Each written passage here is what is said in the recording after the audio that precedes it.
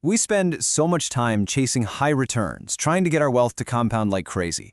But what if I told you the most overlooked part of your finances, your liquidity, is actually the one thing that protects it all?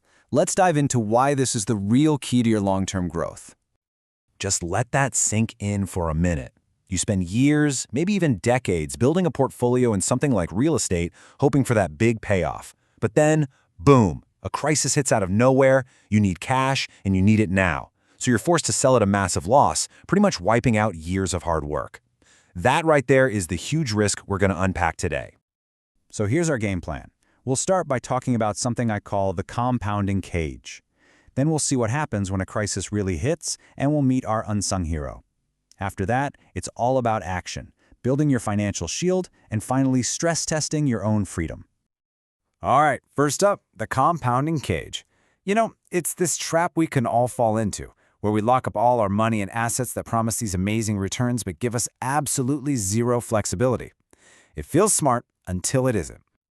This little chart breaks it down perfectly. Over on the left, you've got your liquid assets. Think mutual funds you can sell easily. You can get your cash in a few days, tops. Their job is to be stable and accessible. But on the right, illiquid assets, like a piece of property. That could take months to sell. Yeah, they're aimed at high growth, but when a crisis hits, they can go from being your biggest asset to your biggest liability, like an anchor dragging you down. Okay, let's make this really hit home. Forget the theory for a second. I want to tell you a quick story about two investors back during the market crash of 2020. This, right here, illustrates the incredible power of liquidity better than anything I can say. So, the market crashes, right? Investor 1, our liquid investor, needs cash. No problem. They sell off some mutual funds, get the money almost instantly, and take care of business. In fact, they even have some extra cash to buy up more stocks while they're cheap. But investor 2, the illiquid one, they're totally stuck. They can't sell their property. Their only moves are to take out a crazy expensive loan or sell other things at a huge loss. The final outcome is just stark. One investor keeps compounding their wealth while the other gets set back for years. And look, we're not talking about a small difference here. During that crisis in 2020, portfolios that were all tied up in illiquid assets underperformed by as much as 10 to 15%. That is a huge hit to your net worth, all because the money wasn't available when it was needed the most. And you know what? It gets even worse. If you're forced to take out an emergency loan to get by, you could be looking at interest rates between 12 and 18%.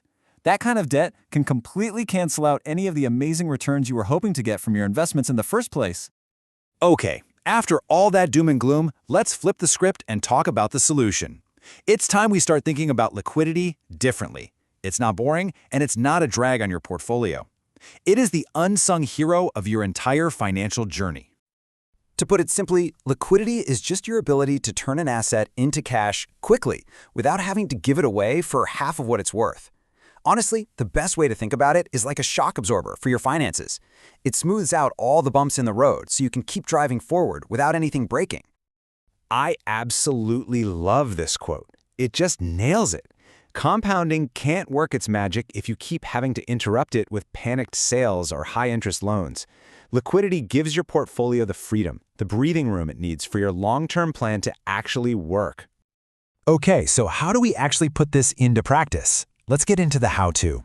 We're going to talk about building a resilient portfolio, your very own financial shield, with some super simple, actionable rules. A fantastic rule of thumb to start with is the 40-60 rule. Basically, you want to aim to have somewhere between 40 and 60% of your portfolio in liquid stuff, like mutual funds and bonds. This creates this incredible buffer that can handle most of life's surprises without you ever having to touch your real long-term investments.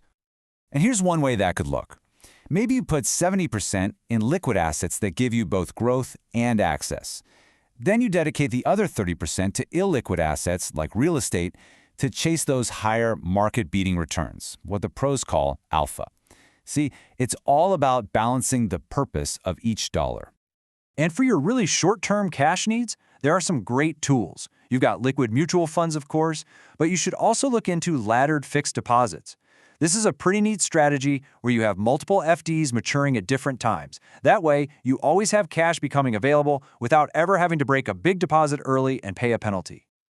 All right, let's bring this all home. The absolute best way to figure out where you stand is to stress test your own situation. So I've got 4 questions for you. I want you to really think about these, maybe even tonight. First question. If you absolutely needed a good chunk of cash, let's say 5 lakhs, by tomorrow, could you get your hands on it? And more importantly, could you do it without having to start a fire sale of your precious long-term investments?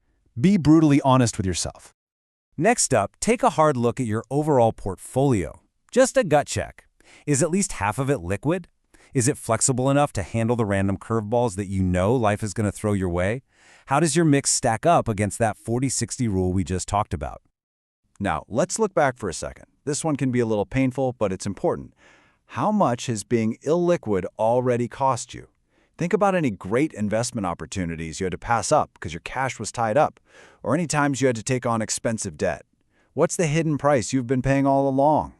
And finally, let's think beyond the numbers. Because at the end of the day, a delay in getting to your own money doesn't just compound financial loss. It compounds stress. It compounds anxiety. It compounds sleepless nights. True wealth isn't just about a number on a screen. It's about freedom and peace of mind. So what's that worth to you?